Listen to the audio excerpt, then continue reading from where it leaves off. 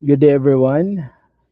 Continuation ito ng review ng probability, yung 1 to 10. This time, 11 to 20. Another video, 21 to 30. And the last item. So let's start with number 11.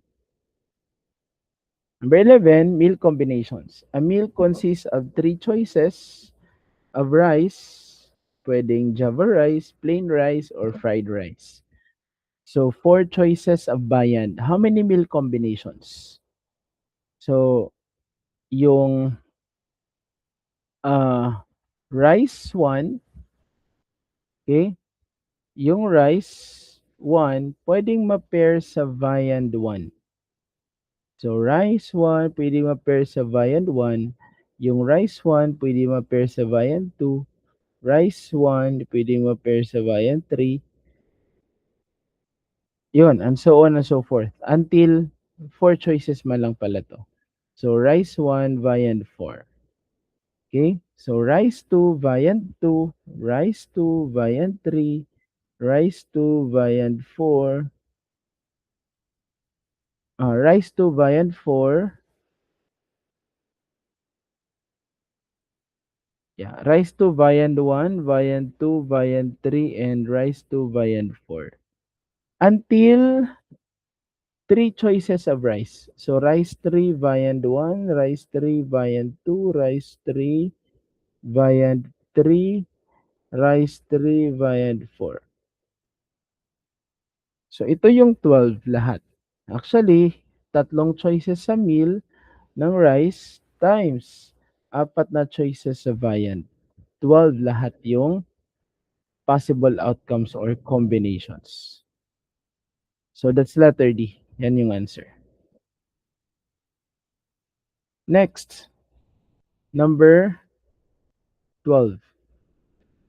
In a school fair, students can choose one drink, one snack, and one dessert. So, yung drink options niya ay water, juice, soft drink. Tatlong outcomes to. Sa chips and sandwich naman para sa snack, dalawang outcomes. Cake, ice cream, and pie naman, tatlong outcomes. So, shortcut na to, gamitan natin ang fundamental principle of counting.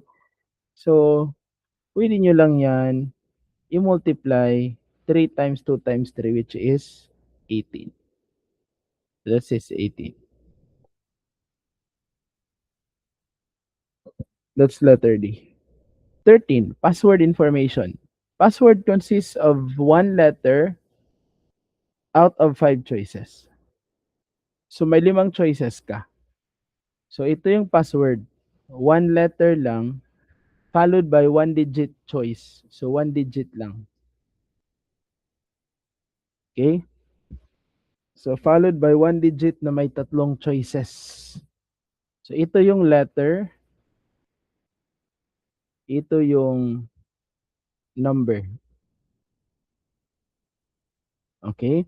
So, there are 5 na, there are 5 letters na kailangan mo lang pagpilian. Then, the second line for the password, may tatlong choices ka lang dyan. So, we will just have to multiply yan. That is 8 out of 8 lang. Ito lang naman. There are 8 possible outcomes. Multiply, sorry. Multiply 15. Sorry. That's 15. So, there are 15 outcomes. Okay? That's letter C for number 3. Next, number 14, repetition allowed. So, outcomes pa din yung hinahanap na repetition ay allowed. So, how many two-digit number can be formed from digits 1, 2, and 3? So, ito na naman tayo, repetition is allowed. Okay, so two-digit numbers naman, okay, digit 1 and digit 2. Repetition is allowed, pwedeng magdoble. So, ilan yung options mo para sa first digit? Digit 1, digit 2, digit 3. Tatlo yung options mo. Para sa digit 2, repetition is allowed. Pwede mo namang maulit. Napili mo si 1, pwede mo pa rin siyang maulit sa 2. Ibig sabihin, tatlo pa din yung options mo para sa second digit. Okay? Tatlo-tatlo yung options, i-multiply yan, gamitan natin ang fundamental principle of counting.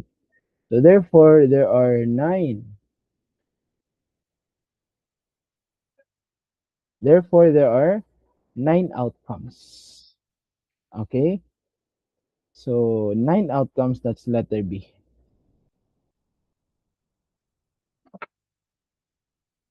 Yon. So, ito yung first digit na option mo, tatlo yung pipilian mo. Second digit, tatlo pa din.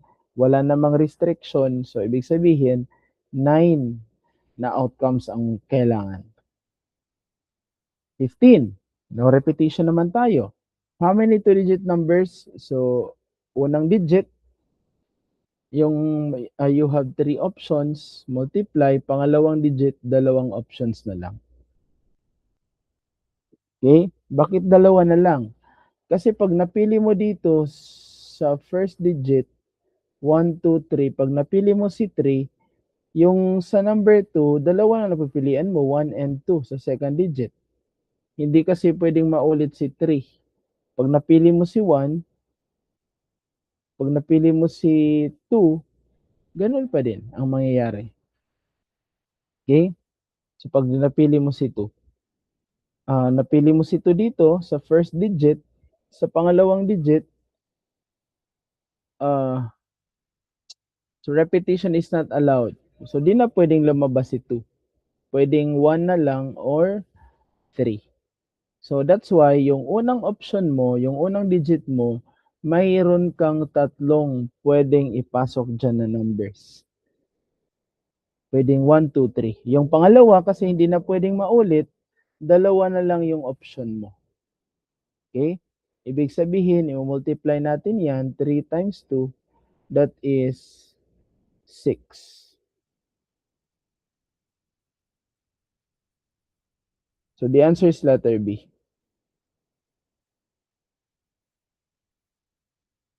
Okay, so the answer is letter B. Next, number 16. A spinner is divided into 10 equal sections.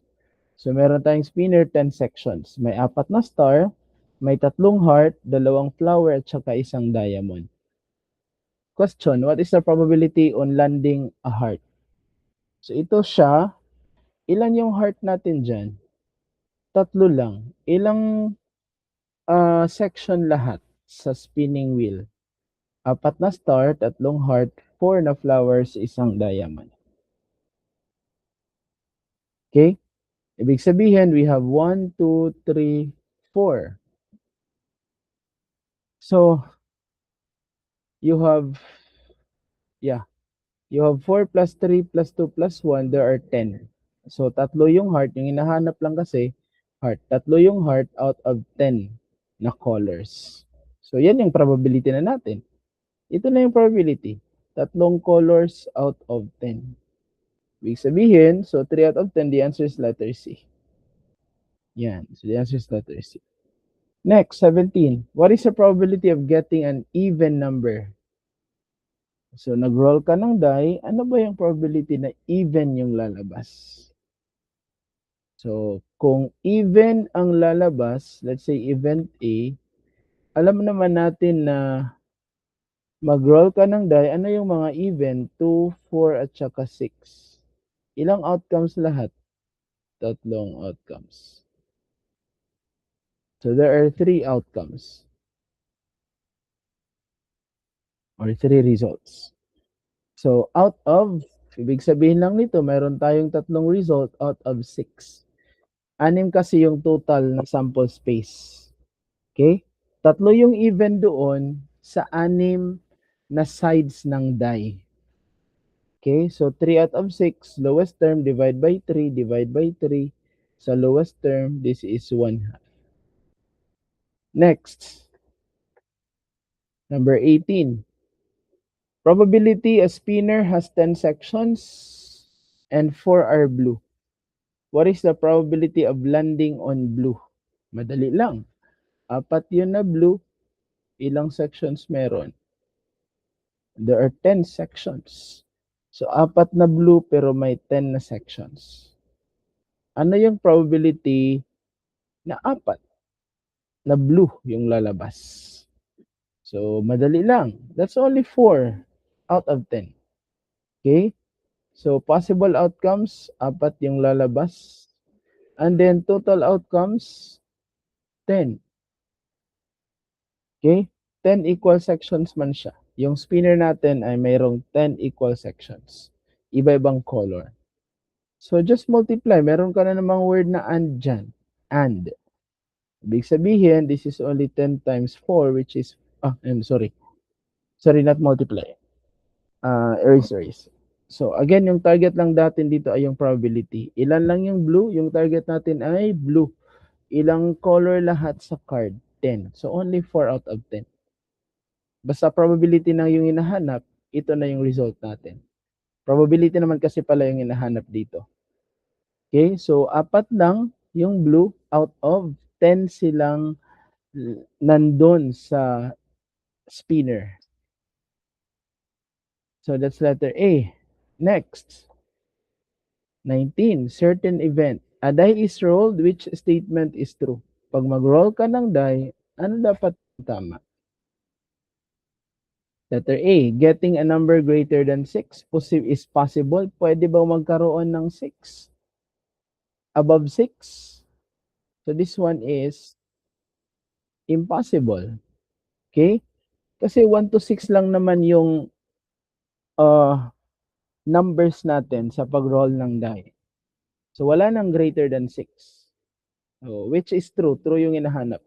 Getting a number from 1 to 5 is likely to occur. Pwede. Okay? So there are 6 numbers lang doon. Yung target natin is getting a number from 1 to 5. So from 1 to 5, 5 na numbers yun out of 6, talaga likely to occur. Mataas ang chance na lalabas talaga, okay, yung numbers 1 to 5. Mataas ang chance. Likely to occur. So, it's letter B. Letter C, getting a number less than 1 is certain. Pwede ba tayong magkaroon ng less than 1? So, wala na kasi 0 na yan. Wala namang 0 sa die. So, it's not anymore an answer. So, for letter C. Letter D, getting a number equal to 7 is likely. So, kumuha ng number equal to 7. Wala namang 7 sa card. So, walang chance ito. So, isa lang talaga yung answer, letter B. Next. Last item before I end this video and then you watch another video. Okay. So, 20. A box has 2 red, 6 yellow, and 2 marbles. What is the probability of getting a yellow? Madali lang to. Yellow lang naman yung hinahanap. Out of ilang cards meron yan? 2 plus 6 plus 2, 10. So, madali lang to. Probability na yellow yung lumabas, madali lang. 6 lang yellow ang andon out of 10 marbles sa loob ng box. I-lowest term natin to, yung greatest common factor nila or divisor ay 2. This is 3 out of 5. So therefore, that's letter B. That's 3 out of 5.